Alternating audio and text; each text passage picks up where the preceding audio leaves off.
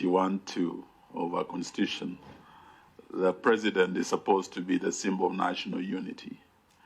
And not just a symbol, it is his cardinal duty to ensure national unity. And the deputy president is supposed to be the principal assistant in that regard. Looking at this election that has just ended, the country was divided right in the middle. Half of the country went yellow for Kenya Kwanza, the other half went blue for Azimio. And after the elections, instead of dialoguing, we went to the streets. We are here because of the initiative between our two principals of the two coalitions, who said, no, let us not sort out this matter on the streets. Let us sit and talk to each other instead of talking at each other. What Amina is asking is where we have the principal deputy actually undermining these very talks and talking the language of division instead of unity, which is the principal duty to ensure national unity. And the country being a country of shareholders and non-shareholders. If we were to go that way, half of the country will be shareholders, the other half will be non-shareholders. What have you done, particularly and specifically with the utterances made by the Honorable Rigathi Gachagua? Not once, repeatedly. We haven't heard from you. And if you have taken steps, we would like to know from you what those steps are. Okay. Just one comment. Chairman Reverend Kobia, I've known you since the Mfungamano days. Are you sure you really want to implement the TGFC report? Thank you. Let's have the responses, please. If we could have them in under 5 minutes.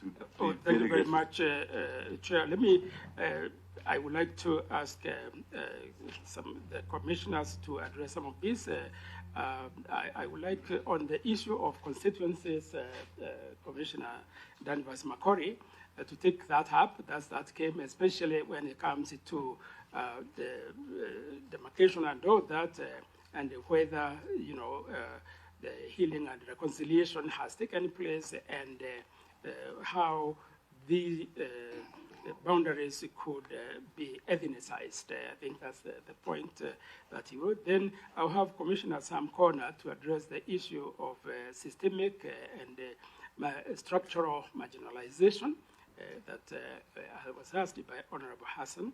And the question of Honorable Amina on the mandate and the addressing and advising the government on issues of national unity, which has been expanded by Honorable Eugene Wamalo. Commissioner Farah to take that up in that order, so that and we have 2 minutes each at the seats. But 1 minute each, actually. Let's proceed.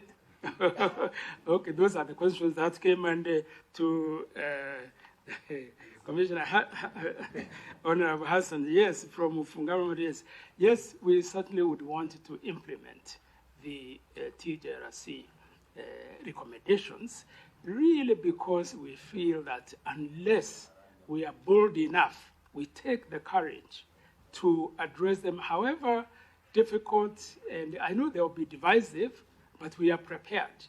And that's why we are asking to be enabled financially to address it, because it will be a contribution to the national unity and the cohesion of this country. Yes, in any order, please. Just proceed. Thank you very much, Co-Chair. I think I will mention something about the question of reconciliation as a country. And I'll begin by saying the story of reconciliation has been a sad story of missed opportunities. I said missed opportunities because at the time the former late President Mwai Kibaki was elected in 2002, that was a moment for Kenya to cohere and for the leadership to look at the country and create opportunities for people to reconcile. We missed that opportunity. We missed an opportunity in 2007 when the Kofi Annan Kenya National Dialogue and Reconciliation process gave us the 4 agenda items, which if we had pursued them sustainably and consistently, Kenya would not be at the state we are in now. We missed an opportunity in 2013 when the current president, William Ruto, and Uhuru Kenyatta came together. That was a moment for Kenya even to reconcile the Kikuyus and the Kalenjins and for the rest of the country to be brought forward. And of course, we had the TJRC report, another missed opportunity. We missed another opportunity in BBI.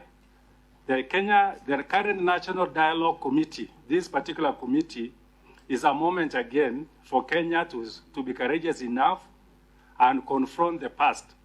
But I want to say the reason why we've missed those opportunities is because when a moment comes for us to engage in reconciliation, it is only important if the politicians are unhappy. I want to say every day, including today, there are Kenyans who will die because of violence, just the same way Kenyans die during maandamano or protest. There are Kenyans who are protesting their conditions or their situation. But so long as the politicians are happy, we don't take the feelings of Kenyans as important. So all these national processes end when the politicians share the cake and they are comfortable. That's why we are saying it's a sad story of missed opportunities. It's a sad story. It only becomes important if the politicians are unhappy, but the people of Kenya are hurting every day.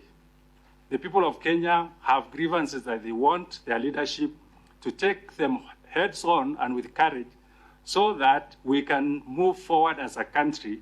Because so long as we have grievances, so long as you have people who are feeling they are not part of the processes, it is very difficult for Kenya to move forward. So we need to take the agenda of reconciliation, the agenda of cohesion as a national conversation, not a political process that begins and ends with the politicians. Thank you. Thank you. On the question of delineation, and, new constituencies and the counties where they're ethnic or they're drawing ethnic lines, it's true actually. This is a reality. First of all, by law, our constitution is supposed to unite our country. And when we gave ourselves a new constitution, especially in the revolution, we were supposed to, as much as celebrate diversity, be one nation. The reality is, if you look at even just the basic countries that are there, starting from the north to the south, they're named after ethnic groups. Implicitly, what you're saying is exclusive to that. And that's why we have the conflict raging in Kerio Valley, Suguta Valley, is because you have counties, county belongs to this ethnic group vis-a-vis.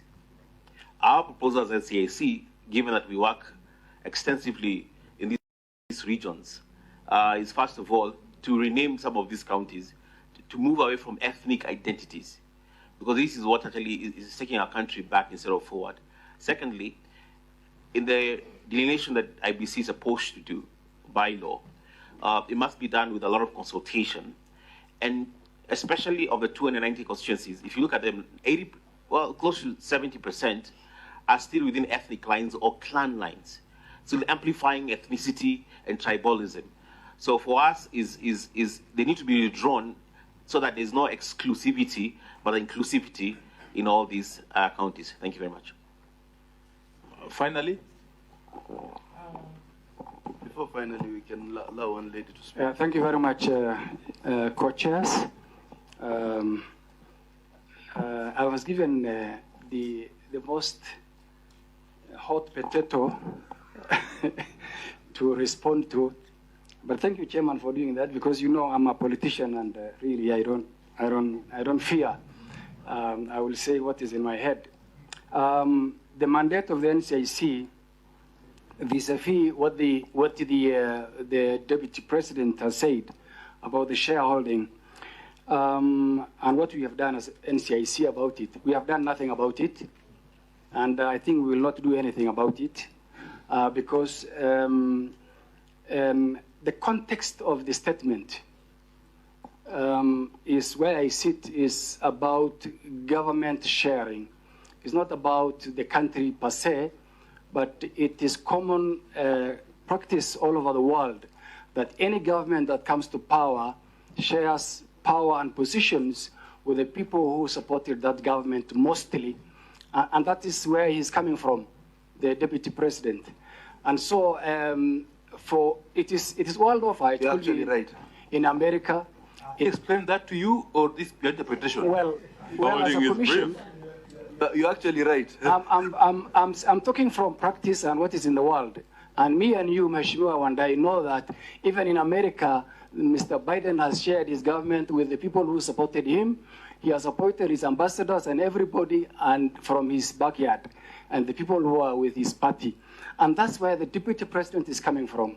As NCIC, we must be very careful on where we touch.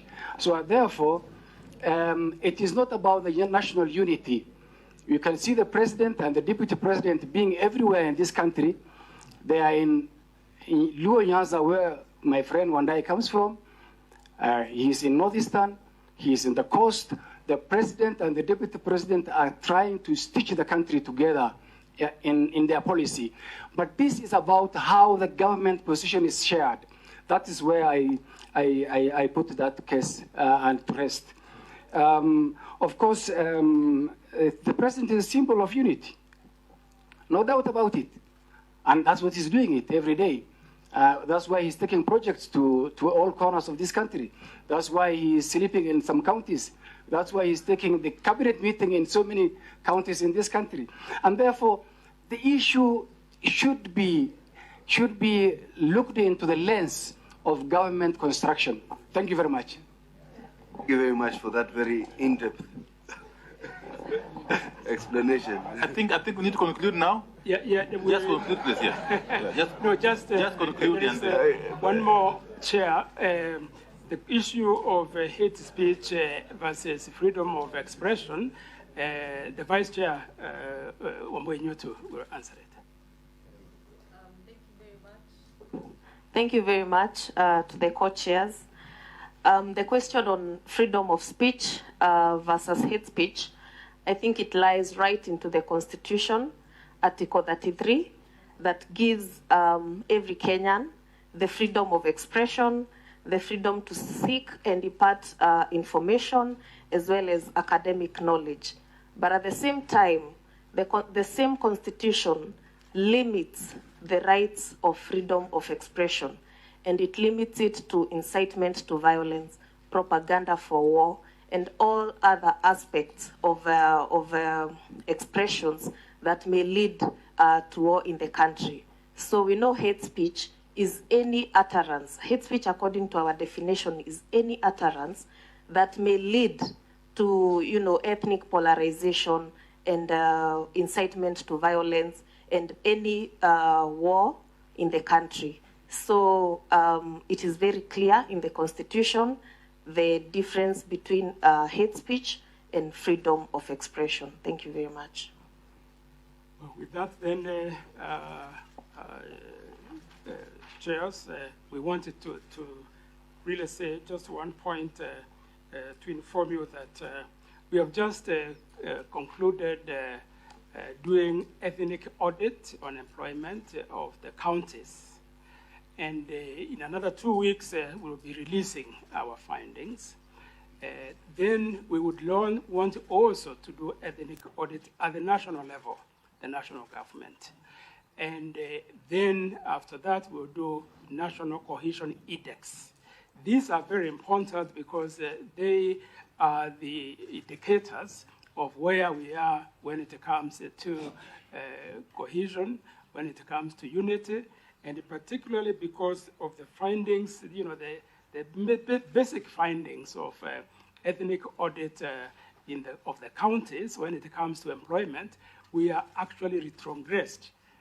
It was better when we did the last audit 4 years ago, and this is something that we'll be bringing up. Can you share that report once it's launched with us? And even recommendations as to how you can enforce some kind of ethnic balance in terms of appointments? Because that's a report. How do you enforcement? If there was an enforcement regime, people would not do it. Yes, Mheshimiwa, we will share it with this committee once it is out, and it includes what we have recommended to be done in order to alleviate the situation. Thank you very much. Okay, thank you very much for that presentation. We shall now excuse you. Next group, please. Our next group is Dr. Mutubwa.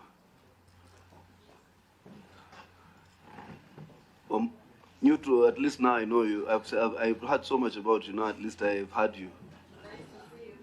Yeah.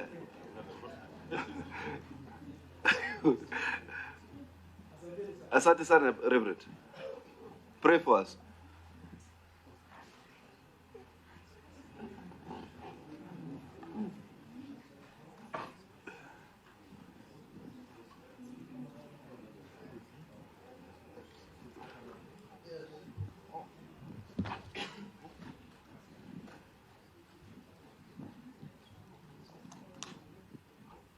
Daktari, I believe you know the members here.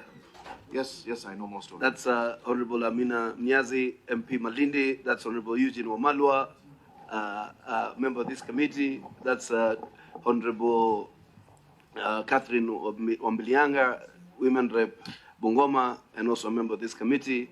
There is apologies from Governor Cecily Mbarire, who is attending to some event on the Tourism Week in Embu. There's apologies from the two senators, the majority leader in the Senate, and Honorable Senator Aaron Cheriot and Honorable Omugeni. The Deputy President will be joining us later today, who is the delegation leader on that other side. I'm sitting in myself for Honorable Kimani Shungwa, who has just stepped out for business in Parliament. I am Hassan Umar, member of IALA, and our able co-chair today, who's also the deputy leader of the delegation from Azimio, is Honorable Pio Andai, who's also the minority leader. The floor is yours. Thank you very much. And if we can restrict ourselves to the 20 minutes and then some interaction. I think the letter was explicit. Thank you very much. I will be very brief. First, I want to thank the committee for inviting me. My name is Dr. Wilfred Mutubwa. I have put in my contribution in writing, dated 8 September 2023. I have addressed 3 thematic areas based on my background. I am an academic. I have also interacted with the electoral process, representing parties in election petitions, and also as a member of the Political Parties Disputes Tribunal.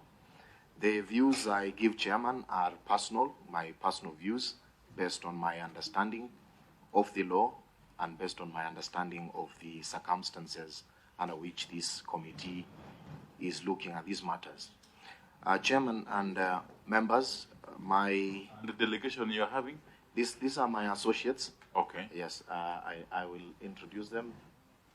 This is Eric, Madam Kijala, and Mr. Joel. Those are all my students and associates in the office. Thank you very much.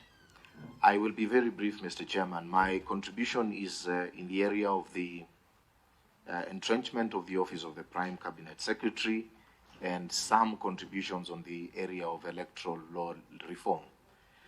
Mr. Chairman and members, the beginning point is to say that when we gather here in such an occasion, we are really taking an introspective view of our nationhood and our constitutional framework with a view to understand, number one, our legal history and our political culture. Mr. Chairman, my first proposal in terms of the entrenchment of the office of the Prime Cabinet Secretary is founded on the understanding of our political history, our legal culture, and the framework within which we operate currently, the governance structure and the electoral system.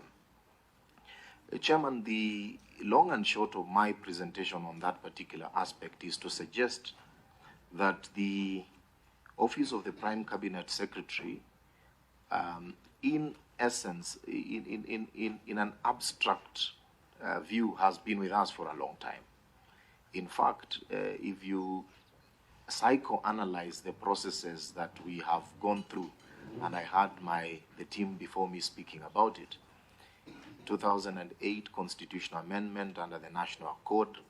Previously, in various forms, we have had the semblance of this office in actual fact and not always necessarily in a legal structured way.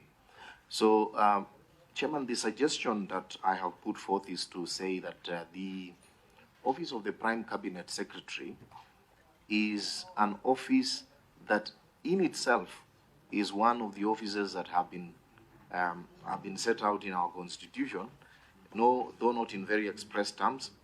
When I read the Constitution Article 152 and I look at the Constitution of the Cabinet itself, there is reference to Cabinet Secretaries without specific reference to the Prime Cabinet Secretary. So the question has always been, where exactly is this office located in the architecture of our governance system? And Chairman and members, my view is that the Prime Cabinet Secretary's position need not be entrenched in the Constitution by way of an amendment of the Constitution. The challenge we have had as a country in terms of framing our Constitution and legislative drafting is that we are too prescriptive, perhaps a reflection of our own insecurities in terms of drafting legislation and constitutions. So that, in a sense, whenever we take time to draft legislation or even draft the Constitution, we are anticipating, always anticipating difficulties. The view I take is that in drafting constitutional provisions, you have a framework. You have a general principle approach to governance. And when you look at the manner in which this constitution is framed, the Office of Cabinet Secretaries is an office that is open in terms of the persons that will occupy the offices and the various dockets that will be created. However, the Prime Cabinet Secretary, in my view, the Prime Cabinet Secretary is simply a first among equals. A first among equals is somebody who occupies a position not necessarily outside the framework that already exists, but a first among equals. An office that, for instance, if you look at the Constitution, it does not say that the President will appoint a Minister for Agriculture. But there is a Cabinet Secretary, 24 maximum, and you will see that the discretion is left to the appointing authority to appoint such person. And I think when we look at our political history, one of the things that stands out is that the Constitution creates power, then disperses the powers, and creates checks and balances. What I have noticed, and what many scholars will tell you, is that in our setting, the disbursement of power is more or less usually done in a horizontal rather than vertical way. Because horizontally, you bring more people on the table, there is a feeling of inclusion, there is a feeling of participation, and there is therefore generally a sense of belonging in the state. And to say that this horizontal disbursement of power would only, in the executive seat, in the office of the president and cabinet secretaries, is to suggest that perhaps the way we have agreed to govern ourselves is to have a clear hierarchical order of leadership. But this office presents a unique opportunity because one of the things I see as an advantage, and looking at what the Tanzanians have, for instance, and the Ugandans, although the Ugandan Prime Minister is actually a member of parliament, the Prime Cabinet Secretary, the Prime Minister, is actually a person who is an executive, a chief executive. We have had comments in our system, or in our system of governance, that the president is a vision carrier. He is also the chief executive. He is also the implementing agency. And perhaps it would have been a bit more useful for the president to have a CEO, a person that can actually do the nuts and bolts. When you look at the Ugandan constitution, for instance, and the Tanzanian constitution, this is the office of the prime minister, or our equivalent of cabinet, prime cabinet secretary, is a person who runs government, is the CEO who reports to the vision carrier, the person who has the mandate of the people.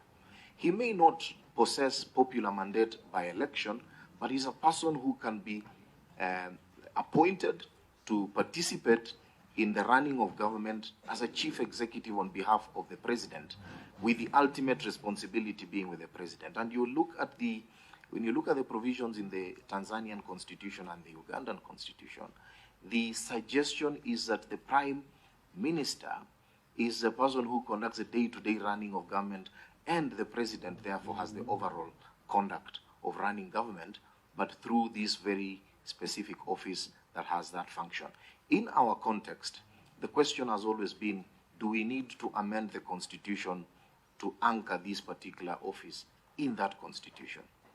Now, as I said, the office of Prime Cabinet Secretary is an office of Cabinet Secretary. Just like you would have Prime Cabinet Secretary, you would have Cabinet Secretary for Agriculture, but he is a first among equals appointed within the same context of the constitutional provision under Article 152. I do not subscribe to the view that the office of the Prime Cabinet Secretary will of necessity require a constitutional amendment. And I want to draw an analogy with the judiciary, how it works in the judiciary. We have the President of the Court of Appeal. It's not a constitutional office. He's a first among equals. The President of the Court of Appeal is a statutory office under a constitutional statutory, a constitutional legislation. A constitutional legislation, as we understand it, is a legislation that gives effect to a constitutional provision. So it is almost read as though or together with the Constitution. And when you have an office created by legislation through a statutory legislation that finds anchorage in a constitutional provision, my view is that that provision sits properly within our constitutional framework. And there are many decisions in that respect. So my view is that the manner of entrenchment of this office is simple, by way of legislation, and this legislation is anchored on the Constitution, and borrowing from many other practices, including our own here. We have the principal judge in the Land and Environment Court. So perhaps it is time for us to have some legislation in terms of the organization of the executive organs of government, and particularly the office of the cabinet secretaries. And that is where you will find that the office of the Prime Cabinet Secretary can be properly designated in terms of the functions. Something like Cabinet Secretaries Act. Absolutely, something like that. Or yes, or some general organization of the executive arm of government in a legislation that is anchored in the Constitution. That is my. As you continue, sorry. Yes. You didn't touch on the vertical dispersal of power. Yes. I was keen to. Yes, the dispersal of power is deliberately vertical in the executive because of the possibility of conflict or overlapping responsibilities. However, I was saying that in the context of arguments which I have had, that to elevate the office of the Prime Cabinet Secretary into a constitutional office may create an untidy situation where there is conflict with the Deputy President, for instance. But when you look at comparative jurisdictions in other places, there is absolutely no cause for worry. We have Deputy Presidents who coexist perfectly in a constitutional setting, in a Republican or democratic system, with a Deputy President. Now, the Prime Cabinet Secretary, in my view, election disputes, the IEBC itself and the political parties tribunal. What we have experienced for the last 13 years is what is called forum shopping. Now, forum shopping is aided by the vague provisions in the statute creating the political parties tribunal and the Constitution. Now, the PPDT is the Kriegler Compromise Election Court. In fact, the proposal was to have a completely different election court from the complainants and officers of the IEBC. Because the complaint would always be that the returning officer has done or failed to do this. Now, the returning officer is actually an employee of the commission. And you need an arbiter that is independent and impartial. You cannot have a judicial system where one is a judge of his own cause. And that is the difficulty that is created. In pre-election, how does IBC become returning officer? Absolutely, because the disputes that go to the IBC regard the nomination of candidates. The nomination of candidates is the preserve, is a function of the IBC. If you return your papers to a returning officer and you have a dispute with a returning officer because he thinks you are not a Kenyan citizen, for instance, your forum of dispute resolution is before the IBC. And the disputant is yourself, the candidate, and an officer of the IBC, before commissioners of the IBC, resolving nomination disputes because of challenges which you allege are against the IBC. The point is to take these disputes away from the IBC. Whether you take them to the political parties tribunal or take them to the High Court, the idea is to find a forum that has independence in the true sense of the word, and not just cosmetic, saying that these are commissioners. An institution cannot be a judge of its own processes in an impartial process, judicial process. That is the thinking. We have put it down in writing. We have suggested the ways it can be done. And because of the pressure of time, I will not go into the details. Thank you. One question. Yes, sir. You talk about security of tenure of the PCS. Yes. The irony of that is that you want the president to appoint somebody to run the affairs of his government, and you actually had said that the political authority is the vision holder, is the president. Yes, absolutely. Appoints a PCS, who then somehow within his cabinet assumes the security of tenure. Don't you think that is a bit of a political folly? Politically, it may be folly. Just note down. Yes, okay, so let me take the questions then, Howard. Okay. I mean,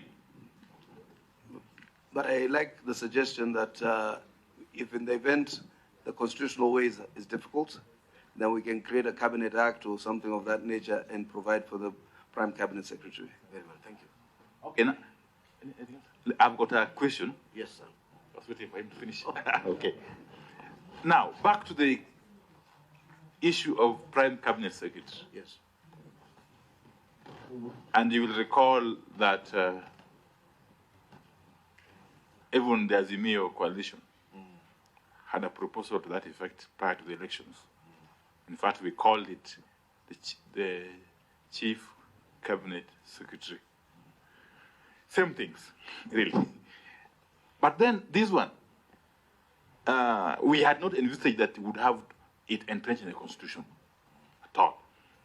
But now this idea, now that we need to entrench this position of chief cabinet secretary in the constitution, is being interpreted in some quarters as simply a way of rewarding individual, securing the position of Honorable Musalia Mudavadi, for instance. And in a sense, it is causing serious friction between the Honorable Musalia Mudavadi and the Honorable Rigathi Gachagua. Yes, yes, for sure, yes.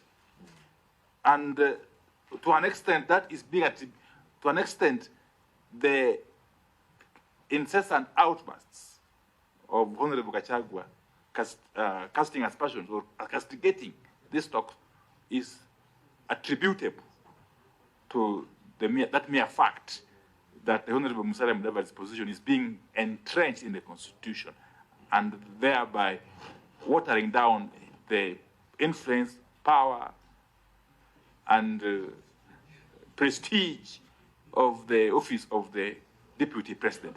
What's your take on that, as a scholar of high repute, Dr. Mutobwa? Yes. Dr. Mutobwa, and then as you respond to my brother on some of those matters that are presumptive, I also wanted, you have no opinion on the entrenchment of the office of the official opposition leader?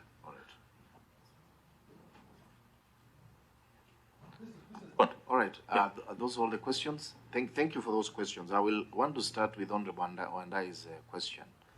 I am not a politician. I do not understand the intricacies. We basically are speaking to the mechanics of state and how state power is shared and how it is managed. The Honorable Musalia Mudavadi is an individual. he is holding the office. The offices created in the Constitution are for perpetuity.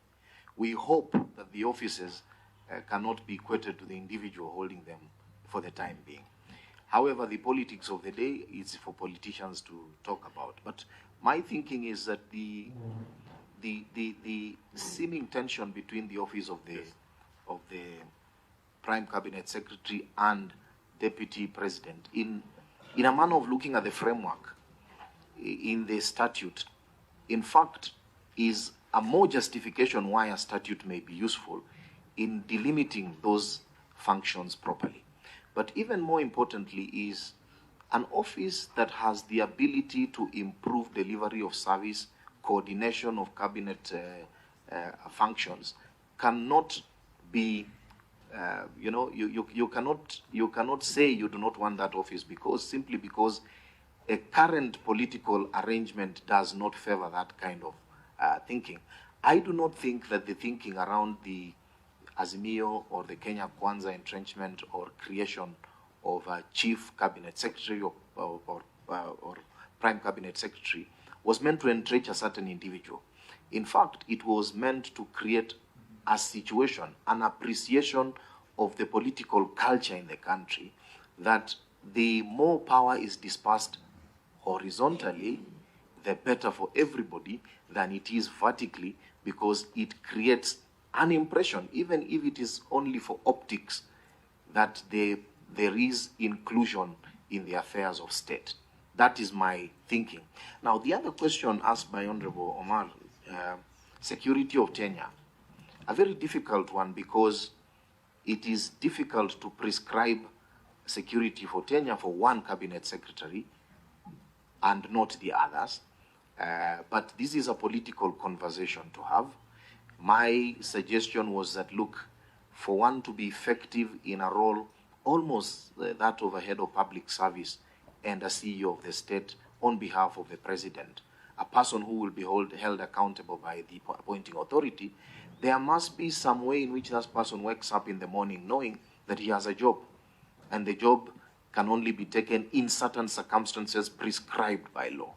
And those circumstances will be prescribed in statute, and he will have an opportunity to also be heard on certain accounts if at all he has taken the job. That's my view. On the question of the leader of official opposition, some people think that the system of government we run today may not necessarily be one that favors the office of the official opposition, leader of opposition. And the thinking is that the leader of official opposition should be in parliament. It's a fallacy. The contribution in terms of opposition debates, checking the government of the day, does not have to happen within the House of Parliament. But indeed, the leader of official opposition is very well represented in Parliament. And the leader of official opposition is an office. And if it's an office created or entrenched in the Constitution, it does not have to give that individual a seat in either Senate or National Assembly for him to be effective, but create structures around the office that would allow him to rally his troops in Parliament, appoint shadow cabinet secretaries, for instance, and articulate his position from a podium where he has facilitation. I do not think that the leader of official opposition is only a preserve. It is a thinking that is informed by experience and other situations. However, we are also able to craft our own approach to opposition involvement in government. The manner in which you craft that particular office, in my view, may involve the leader himself not being in either of the houses, but also leading troops in the house and also being able to make certain appointments within the legislative arms of government. Yes, thank you very much. Thank you very much. Can you write a small thing on the leader of official position and submit to us, and just give us your internalization? Yes. Of if he's out of parliament. Yes. What are his roles apart from appointing shadow cabinet secretaries, blah blah blah? Of course. Thank you very much. Thank you very much. Yeah, we shall excuse you now. Thank you very much. Yeah. Thank you for the opportunity. Yeah, And thanks to you too. Now we have the Turkana Professionals. Please come forward. The Association. Turkana Professional Association. Come forward, please. They're doing very well.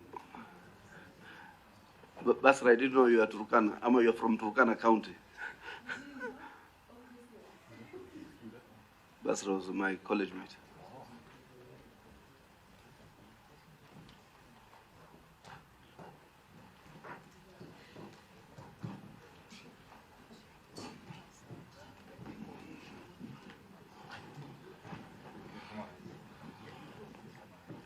Just to run you on a quick round of introductions, that's Honorable Amina Mnyazi, MP Malindi, and a member of this committee. The Honorable Kongo Mugeni, the Senator from Nyamira, and a member of this committee. The Honorable Catherine Wambelianga, the Bungoma Women Representative, and a member of this committee. We have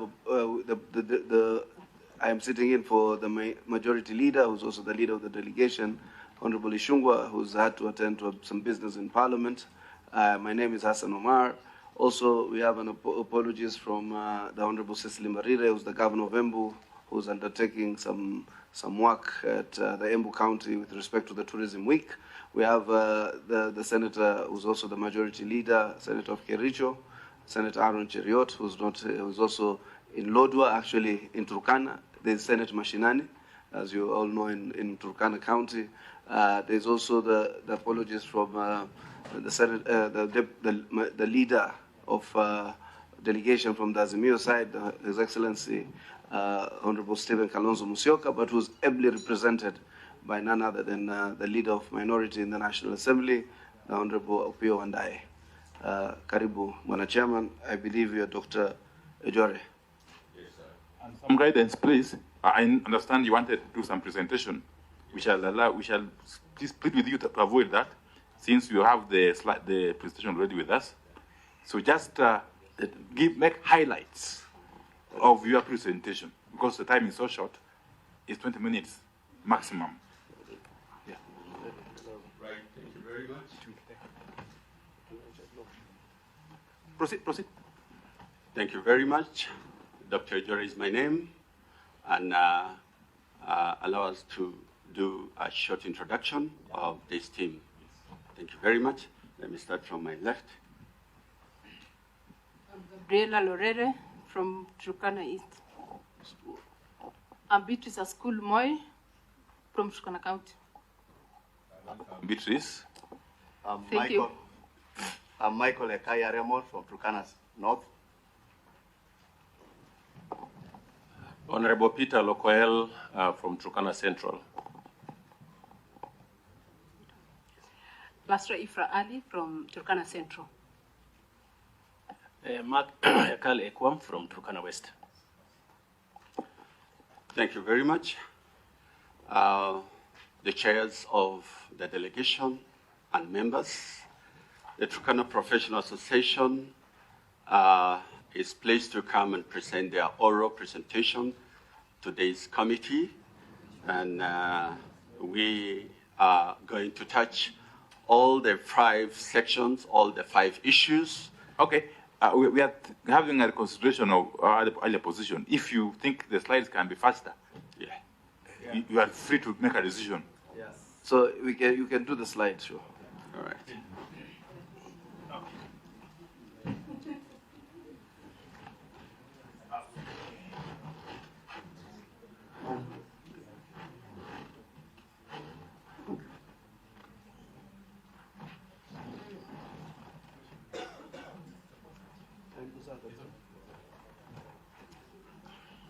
Yeah, it's okay.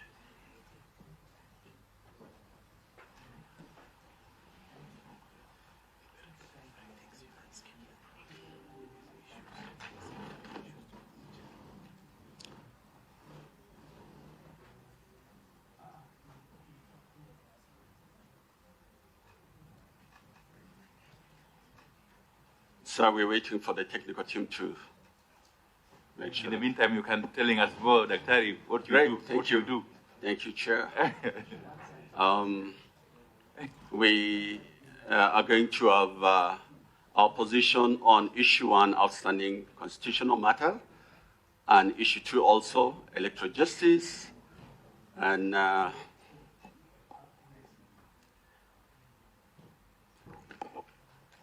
issue 3, entrenching funds into the Constitution, and finally, issue 4 and issue 5 of the issues presented by this commission.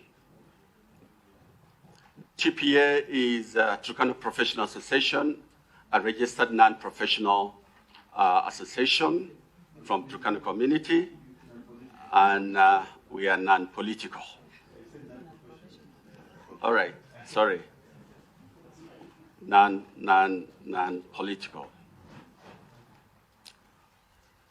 An issue on high cost of living. Our position in this is that Turkana community has the main economic activity on livestock keeping. And because of that, the reality of climate change has adversely affected the pastoralist community.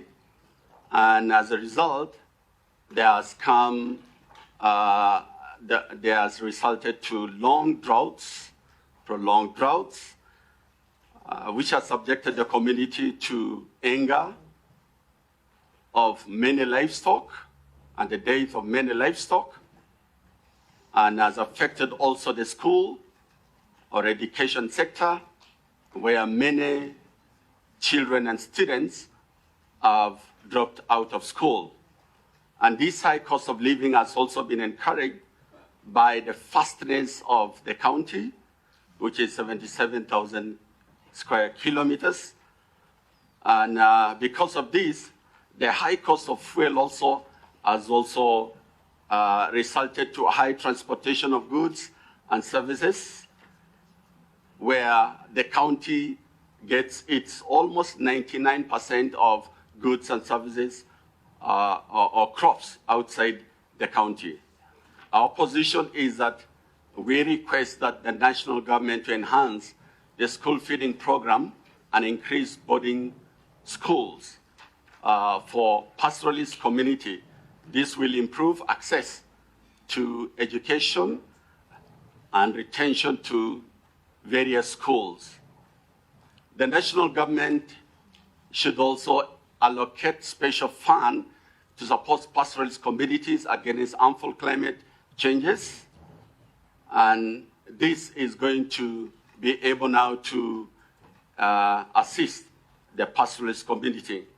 And more importantly, we have international border points of Kibish, Tornyang, Nadapal, and Lukiriama.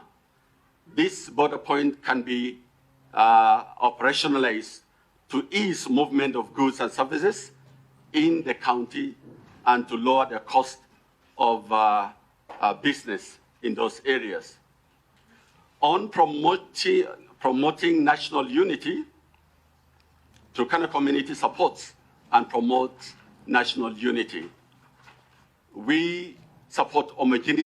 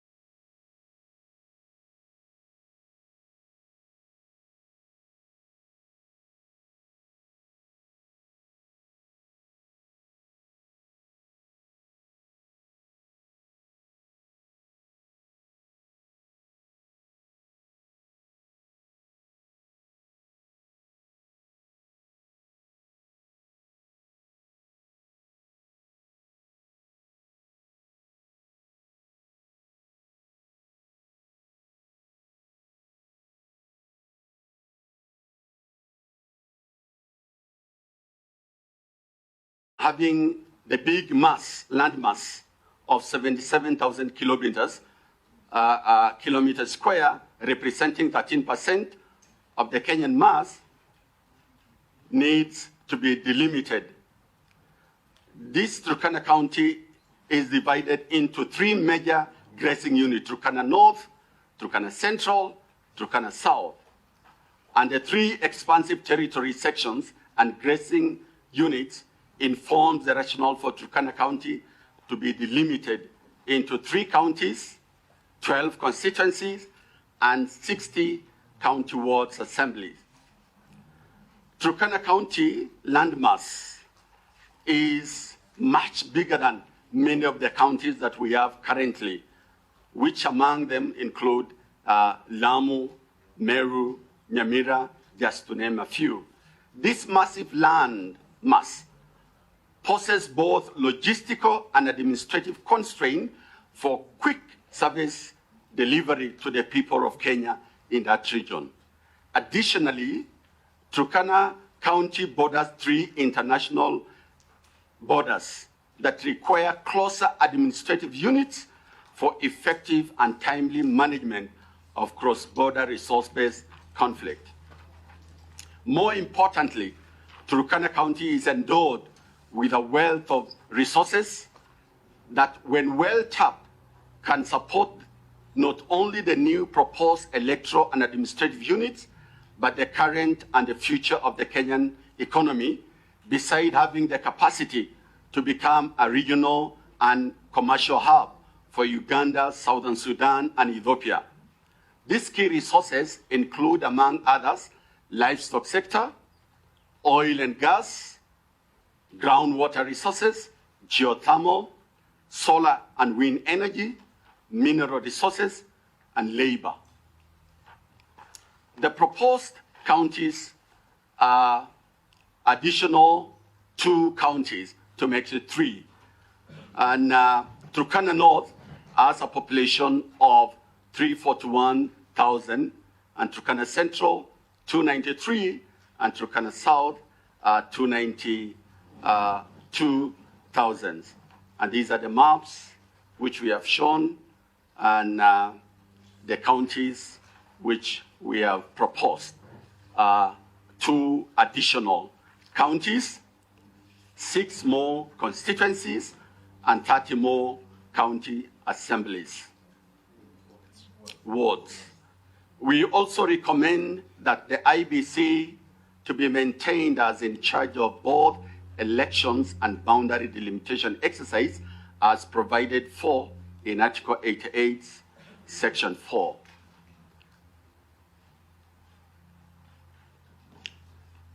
On audit of the presidential 2022 presidential election, TPA respects the institutional independence of Supreme Court and its exclusive jurisdiction to hear and determine disputes relating to election to the office of the president as provided for in Article 163. TPA shall respect the opinions of majority